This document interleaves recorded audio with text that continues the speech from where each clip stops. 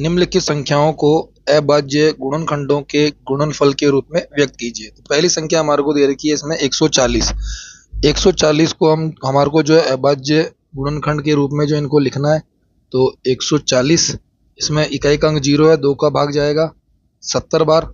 फिर इकाई का अंक 0 आ रहा है, 2 का भाग जाएगा 35 बार। दोनों को जोड़ते हैं तो 8 उत्तर, 8 के अंदर 3 का भाग नहीं जाता तो हम डायरेक्ट भाग देंगे 5 का। 7 बार, ये 7 बार और ये 1 बार। अब इसको अभाज्य गुणनखंडों के गुणनफल के रूप में कैसे लिखेंगे? 140 बराबर 2 की घात 2 इंटू 5 इंटू 7, ये रहेगा हमारा उत्तर। तो इस तरीके से जो है हमारे को इसको लिखना है। 1.1 के क्वेश्चन नंबर 1 का दूसरा सवाल है, जिसको भी हमारे को अभाज्य गुणनखंडों के गुणनफल के रूप में व्यक्त करना है। तो सबसे पहले हम करेंगे 156 का अभाज्य गुणनखंड के करेंगे इसका। तो 156 इकाई का अंक 6 है, 2 का भाग जाएगा 7 बार और फिर 8 बार। फिर इसमें 2 का भाग देंगे क्योंकि इकाई का अंक 8 आ रहा है, 3 बार 9 बार।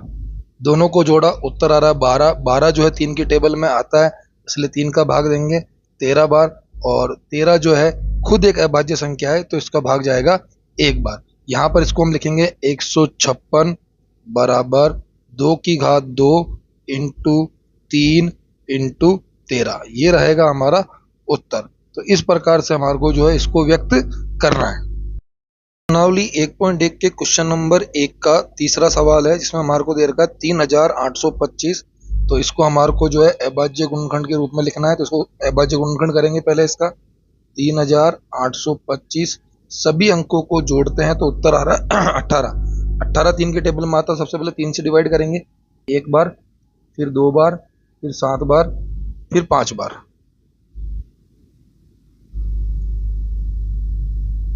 फिर देखते वापस से जोड़ा, 15 और 3 18, यानी 3 का टेबल आ रहा है तो 3 का टेबल से इसको डिवाइड करेंगे, 4 बार, 2 बार, 5 बार। अब इनको जोड़ते तो उत्तर आ रहा है 11। 11 3 के टेबल में नहीं आता, इकाई का अंक 5 है, इसलिए 5 से डिवाइड करेंगे, फिर से 5 से डिवाइड करेंगे, इकाई का अंक 5 है।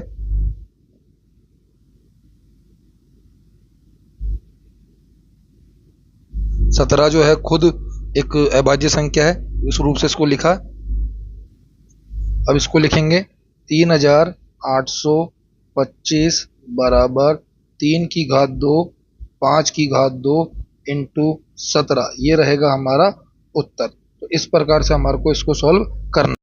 1 के क्वेश्चन नंबर 1 का फोर्थ क्वेश्चन है, ये 5005 इसमें लिखा हुआ आ रहा है। तो सबसे पहले इसका अभाज्य गुणनखंड करते हैं। ना इसमें 2 का भाग जा रहा है ना 3 का, सीधा 5 का भाग जा रहा है, तो 5 का भाग देंगे। फिर हम भाग देंगे 7 का,